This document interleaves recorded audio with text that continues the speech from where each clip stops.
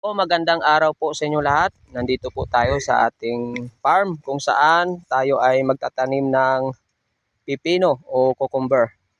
No, sa araw ng Friday, 2025, March 7. Ayan po yung ating pipino. Ang variety po niyan ay Legacy. Ayan po ang pagtatanim natin. No, naglalagay po tayo ng compost muna yan. Bumili po tayo. Yung mumura yung compost lang. Tsaka butasan natin at ilagay lang yung buto. No, ang ating paraan po ay direct seeding po ito. Ayan po. Isang lata po ang ating tinanim dito, no. Nasa 1-2 piraso po 'yan, no. Yung isang lata. Ayan po. At yung pagitan natin nasa ano siguro ito, no. Nasa 400 centimeter, no. Ginawa nating dikit-dikit, medyo maano siya dahil marami po ang ating binhi, kaya sayang lang din kung hindi natin kasi ganito lang yung area natin, no. Sayang lang din na hindi natin maitanim, no. Sayang din. Ayan po yung paraan natin. Mura lang po itong vermicast natin, parang vermicast siya, type vermicast, no. May halong vermicast at compost, no. Nabibili lang po natin ng isang sako, 50 kilos ay nasa 300 pesos lang po siya, no. Napakamura lang, no. Marami nang mailagay. Yan po ang paraan natin 'yon. At alam natin na tag-init ngayon, no. Season na ng tag-init. At yan pong paraan natin, no. Parang nilagay natin ng medyo malalim-lalim para hindi maapektuhan ng init, at lagi natin itong diligan, no. Everyday diligan natin para mabuhay ang buto natin dahil direct seeding po ito, no. Yung ating ginawa ay madali lang naman po ito i-possible, no. Ginawa natin ay sa buto para mabilis itong sumibol, no. Una-unang ginawa natin ay nilagay po natin yan sa tubig, no. Binuhos natin yung lata sa tubig at binabad po natin yan ng nasa 2 hours to 3 hours, no. Pag bumaba na po yan, no, nasa ilalim na siya, at yung nasa taas ay kukunin na natin dahil yung magaan at yung magandang buto na maganda ay bumababa po yan, no. Kung sa amin pa nagalugdang, nasa baba na siya, at yung nasa taas ay kaunti lang naman po yan yung tataas, at kukunin na natin yan kasi hindi natutubo yan. Ibig sabihin magaan, hindi bumaba yung buto, hindi po yan masisibol dahil kung sa mga namatay na po yung magaan, kaya nasa ibabaw na siya. At pagkatapos po ay kukunin natin doon sa tubig, o lagay natin sa planggana o sa tabo. Pag tanggal natin po yun sa tubig, no, ilagay po natin sa malinis na damit o anumang gagamitin natin. Ibalot po natin at ibalot natin ng plastic, at after 1 day lang po, at ganyan na po, no. Ganyan na po yung niya. Ang ganda na po ng tubo niya, oh. Halos lahat ay sumibol. Ayan po, at tapos yan na, ready na po yan na itanim po, direct seeding. Dahil yan lang po ang ating paraan, dahil para hindi na tayo magastos sa maglagay pa sa seedling tray, no. Tested na po natin na sa dati naglalagay po tayo sa seedling tray, at sa ngayon ay hindi na, no. Lagi tayong nagda-direct seeding dahil itong binhi na pipino na ito ay talagang mabilis lang siyang alagaan, no, sa pagtatanim, no. Legacy po yung variety natin, gawa ng S-West Company.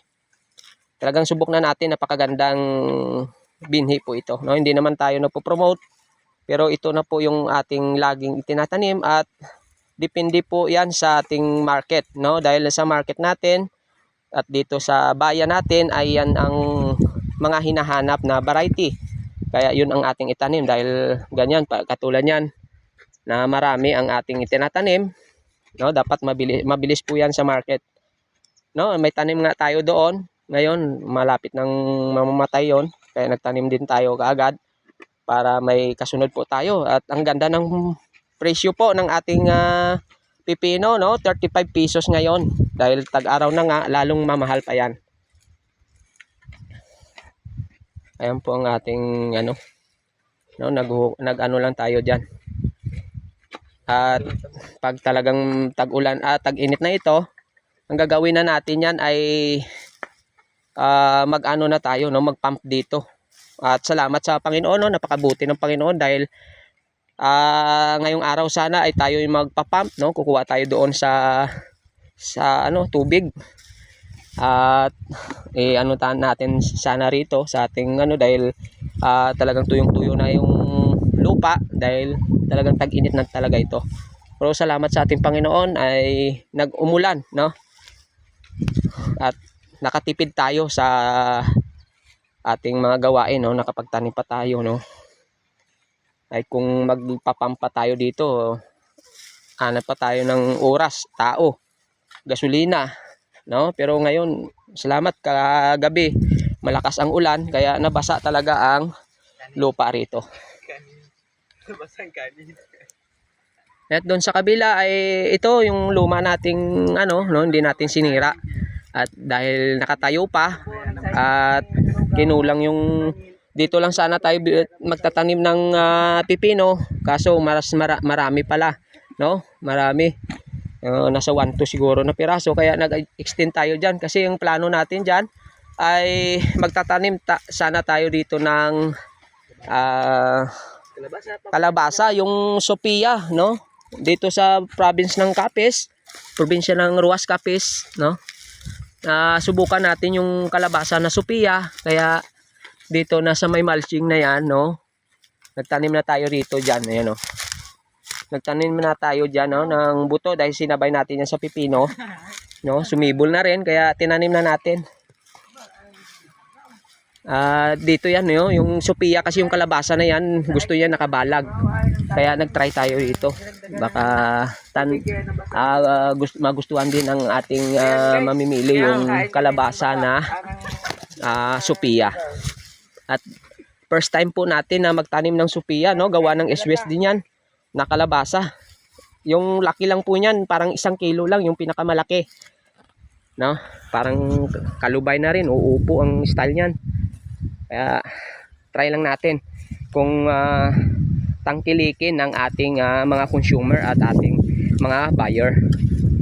Pero wala pa akong talagang nakikita rito sa Ruas Capiz, ay wala pang nagtitinda ng Sophia, no? Ang kalabasa lang talaga, no? Common lang talaga rito na itinatanim yung kalabasa, yung Suprema, yung Bila, Gracia, no? Gawa pa rin ng mga SWS yan.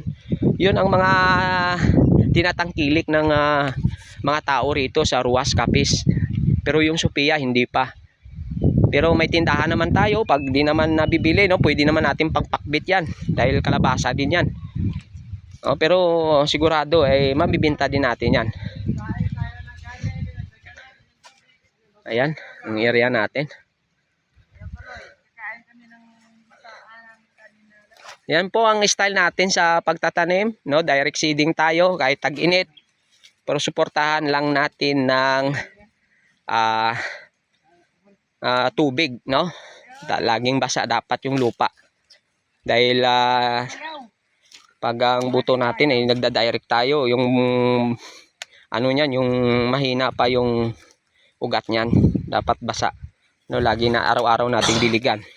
Pag nakita nating matuyo na yung lupa, talagang magano na tayo magdilig. Ayan po, ang ganda naman ng ano, kasi umulan yun, no? Mamasa-masa ang lupa. Ayan.